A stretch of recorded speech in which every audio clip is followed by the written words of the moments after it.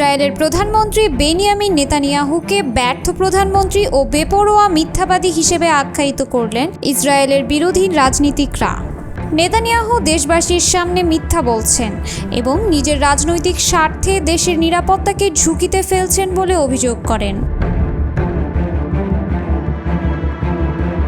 বিরোধী নেতা ইয়ার লাপিদ কটাক্ষ করে বলেন, নেতানিয়াহু বাস্তবতার বদলে মিথ্যার বৃত্তান্ত পেশ করছেন। তার সিদ্ধান্তে হোস্টেজ এবং সেনারা প্রাণ হারাবেন, অর্থনীতি ধ্বংস হবে এবং ইসরায়েলের আন্তর্জাতিক সম্মান নষ্ট হবে।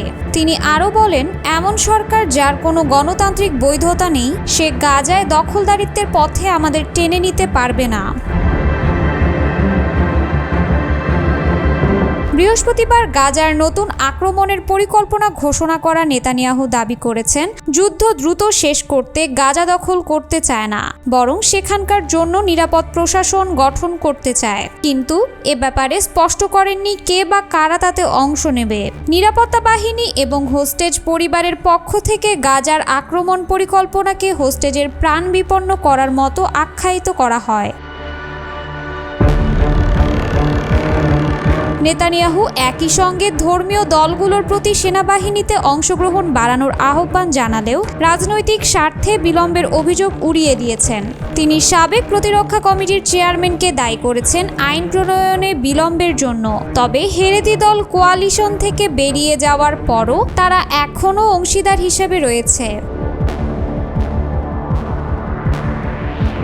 লাপিদ কঠোর ভাষায় বলেন, একজন প্রধানমন্ত্রী যে কিনা প্রতিরক্ষা আইন পাশের জন্য কমিটির প্রধানকে বরখাস্ত করেন, সে দেশের সেনাদের গাজায় ঝুঁকিতে পাঠানোর অধিকার রাখে না। নেতানিয়াহুর নীতিমালা ইসরায়েলের নিরাপত্তার জন্য ভয়ঙ্কর হুমকি। তিনি দাবি করেন, সমঝোতা ছাড়া কোনো সমাধান হবে না।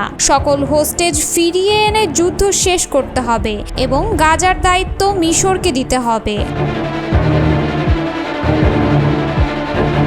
অন্যান্য বিরোধী দলের নেতারাও নেতানিয়াহুর বক্তব্যকে তীব্র সমালোচনা করেছেন। ডেমোক্রেটস পার্টির চেয়ারম্যান ইয়ার গোলান বলেন, দীর্ঘ যুদ্ধ ও হোস্টেজের দিনে নেতানিয়াহুর জয় সংক্রান্ত কথা হাস্যকর। বাস্তবে এটা দেশের সবচেয়ে বড় নিরাপত্তা ব্যর্থতা।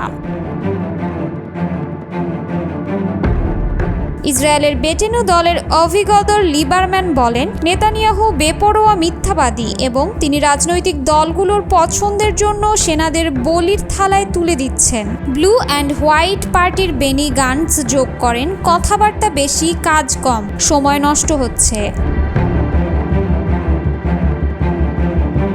নেতানিয়াহুর ধর্মীয় জোটশ্বাসের নেতা আরিয়ে ডেরির সাম্প্রতিক মন্তব্য নিয়ে সাবেক প্রধানমন্ত্রী নাফতালি বেনেটের সঙ্গে উত্তেজনা দেখা দিয়েছে। ডেরি ইয়েশিভা ছাত্রদের সেনাবাহিনীতে যোগ না দেওয়ার পরামর্শ দেন, যা বেনেট তীব্রভাবে সমালোচনা করেছেন।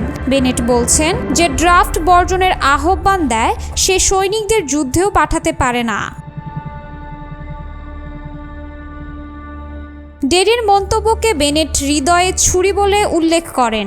শাস পার্টি বেনেটকে প্রতারক আখ্যায়িত করেছে, যিনি ভোটারদের বিশ্বাস ভঙ্গ করে ডানপন্থা থেকে বামপন্থায় ভোট স্থানান্তর করেছেন।